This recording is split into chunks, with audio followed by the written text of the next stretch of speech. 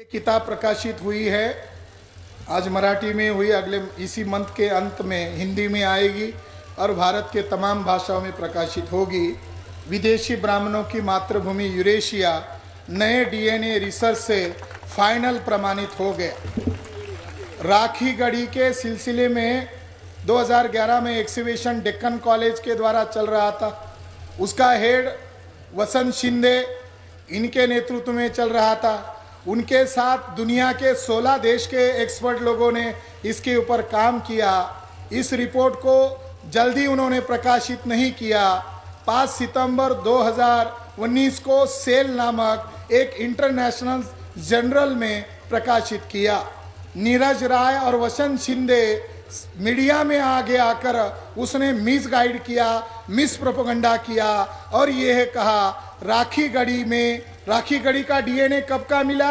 वो कंकाल है आज से 4700 साल पुराने, ईसा पूर्व 2700 साल पुराने 14 कंकाल मिले। उसमें भी उन्होंने लेडीज का डीएनए टेस्ट किया। 2001 के माइकल बामशात के डीएनए के रिसर्च से ब्राह्मण का डीएनए और ब्राह्मणीन का डीएनए एक नहीं मिलता। अब वो डीएनए तो मूल्यवासियों का मिलना था। अब उसके बारे में उसने स्टेटमेंट दिया कि राखी गढ़ी में जो डीएनए पाया गया है वो आर्य ब्राह्मणों का डीएनए है। नीरज राय ये आरएसएस से जुड़ा हुआ क्षत्रिय उत्तर प्रदेश का लखनऊ का है और वसंत शिंदे ये महाराष्ट्र के हैं। रिटायर्ड होने के पहले इनको वाइस चांसलर बनाया। अब नरेंद्र मोदी के गोद में गुजरात में ऊंचे पद पर बैठे हैं। इनको लालच देकर झूठ बोलने के लिए कहा। साथियों, डीएनए रिपोर्ट को हमने पढ़ा, 18 पन्ने का डीएनए रिपोर्ट है। इस डीएनए रिपोर्ट में कहीं पर भी नहीं लिखा है कि ब्राह्मणों का डीएनए राखी गढ़ी के कंकाल में मिला। ऐसा कहीं पर भी नहीं लिखा है, बल्कि उसका हेडिंग है, उसका टाइटल है हड़प्पा कालीन राखी गढ़ी सभ्यता में जो कंकाल मिले उनमें यूरेशियन पैस्टोरलिस्ट लोगों का और ईरानी कृषक लोगों का डीएनए का अभाव, यानी ईरानी और यूरेशियन लोगों का डीएनए राखी गढ़ी में नहीं मिला। ऐसा हेडिंग है। ब्राह्मणों को लगा डीएनए की लैंग्वेज इनको समझ में नहीं आती है। मीडिया हमारे पास है, सरकार उनको कहने के लिए कह रही है। उन्होंने मीडिया से वन साइड प्रचार किया, इसमें ब्राह्मणों का डीएनए नहीं मिलता। इसका क्रॉस एविडेंस मिला सन 2018 में अगस्त महीने के एंड में 192 साइंटिस्ट लोगों का वर्ल्ड लेवल का एशियन डीएनए के ऊपर एक बहुत बड़ा रिसर्च प्रकाशित हुआ।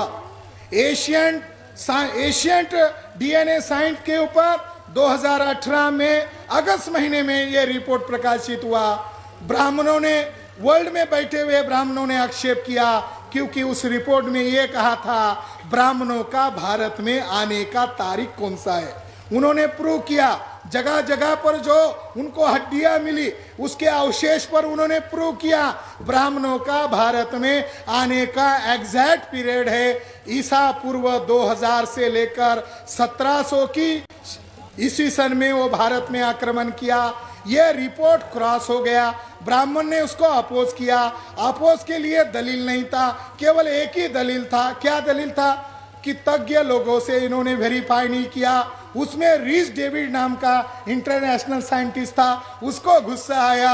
उसने दुनिया के और 25 साइंटिस्ट की लिस्ट और जोड़ दी, 117 लोगों की टीम बनाई और उसमें मसाला जोड़ दिया। जिस दिन राखी गढ़ी का डीएनए प्रकाशित हुआ उसी दिन ये सेल से भी बड़ा मैगजीन है, जर्नल है, उसका नाम है द साइंस। एक ही दिन में 2 डीएनए रिपोर्ट प्रकाशित हुए और उस रिपोर्ट में ये कहा है, क्या कहा है? ब्राह्मणों का भारत में आने का पीरियड ईसा पूर्व 2री शताब्दी 2000 में वो आए।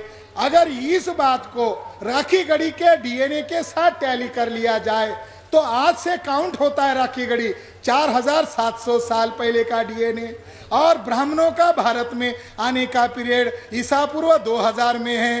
अरे जब ब्राह्मण भारत में आए ही नहीं थे तो उनका राखी गढ़ी में डीएनए मिलने का सवाल ही नहीं है। तो दोनों रिपोर्ट इस किताब में आपको ट्रांसलेशन में मिलेंगे।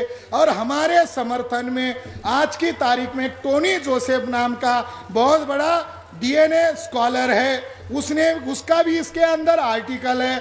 उन्होंने भी कहा मैं इंटेलेक्चुअल लड़ाई के लिए आपके समर्थन में हूँ, आप ब्राह्मणों को जितना विदेशी को कहो, हम दुनिया में इसका प्रोपेगेंडा करेंगे। और दुनिया के साइंटिस्ट लोगों ने हम लोगों को मेल पर मैसेज किया है, इनको नंगा करो, इन लोगों को नंगा करो, क्योंकि दुनिया वालों के लिए ये ब्राह्मण लोग बहुत बड़ी समस्या है। और रीस डेविड ने इसके ऊपर फाइनल रिसर्च कर लिया।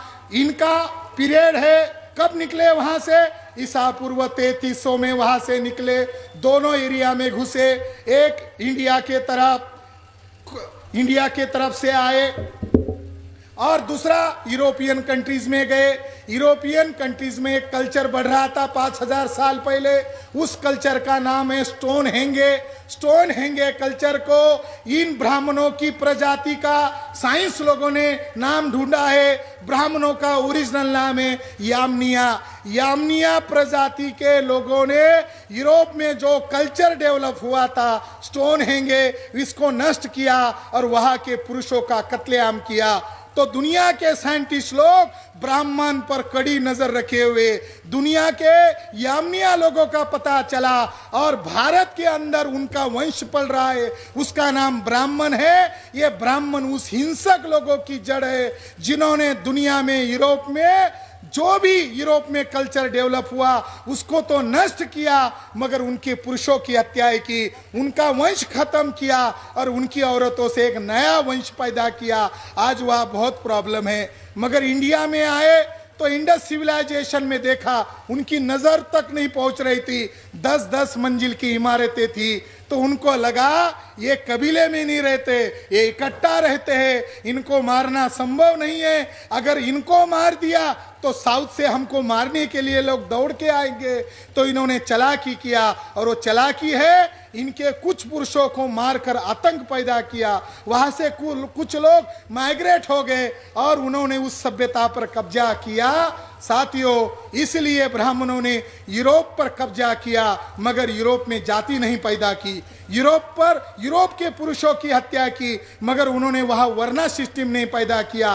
भारत में यामनिया लोगों ने वर्ना सिस्टम और जाति सिस्टम इसलिए कब्जा किया कि वो एकदम हमको हरा नहीं सकते थे। उनको लग रहा था हम धीरे धीरे इनकी नस्लों को खत्म करेंगे। अब वो दौर आया है। अब जो विदेशी है वही कह रहे हैं हम इस देश के हैं, इंडस सिविलाइजेशन हमारे पुरखों ने पैदा किया। ये मन घड़त बातें हैं। और हम लोगों ने वसंत सिंधे को लीगल नोटिस भेजकर सबूत लेकर आने को कहा, लिखा बताओ कहाँ पर लिखा हुआ है। और उनकी ये बात भी हमने इस किताब से हवा में उड़ा दी कि आर्य लोग यही के थे, यही से बाहर गए और बाहर से बाद में यहाँ आए। उनका तर्क चलने वाला नहीं है, क्योंकि दुनिया के साइंटिस्ट लोग मूल निवासी बहुजनों के समर्थन में हैं। वो शिलालेख को तोड़ सकते हैं, वो गुफाओं को तोड़ सकते हैं, वो लिखित किताबों को जलाकर झूठा इतिहास लिख सकते हैं, मगर हमारा डीएनए खराब नहीं कर सकते। साथियों, एक खास बात आपको बताता हूं, इनका डीएनए यूरेशिया में मिला, मगर इनकी औरतों का डीएनए यूरेशिया में नहीं मिला। उनका डीएनए हमारे साथ मिला। इसलिए ब्राह्मण उनकी औरतों से भी अभी परेशान है, क्योंकि उनकी औरतों के कारण उनकी चोरी पकड़ में आ गई। इसलिए भविष्य में एक बड़ा आंदोलन होगा। और माननीय मेश्राम साहब शायद उसकी वजह तो दामाद बनाने की वजह तो आधुनिक भारत में वही है, बाबा साहब अम्बेडकर का खून ब्राह्मणों ने किया। इस रहस्य को छुपाने के लिए ब्राह्मणों ने हमारे लोगों को, नेतागिरी करने वाले लोगों को लड़कियां दिया। ये बात मुजुमदार नामक सविताबाई का जो ब्राह्मण पिट्टू था उसने मुझे रिकॉर्ड में बताई है। ये बात है। साथियों, डीएनए से प्रमाणित हो गया ब्राह्मण विदेशी है। और 1818 को लड़ने वाले लोगों का दुश्मन एक था, वो भी विदेशी था। और आज हमारे सामने भी जो दुश्मन है वही है, मगर उसका चरित्र हिंसक है, उसका चरित्र युक्तिवाद नीतिमत्ता नहीं है, वो कैरेक्टर से हिंसक है। ये बात 200 साल पहली याद को रखकर उन्होंने किया, आज भी वो हिंसा कर रहे हैं। इसलिए मैं आज के ऐतिहासिक मौके पर राष्ट्रीय अध्यक्ष से कर जोड़कर विनती करना चाहता हूँ, इन हिंसक ब्राह्मणों का हमको कैसे मुकाबला करना चाहिए, आप कोई तरकीब बताएं। धन्यवाद।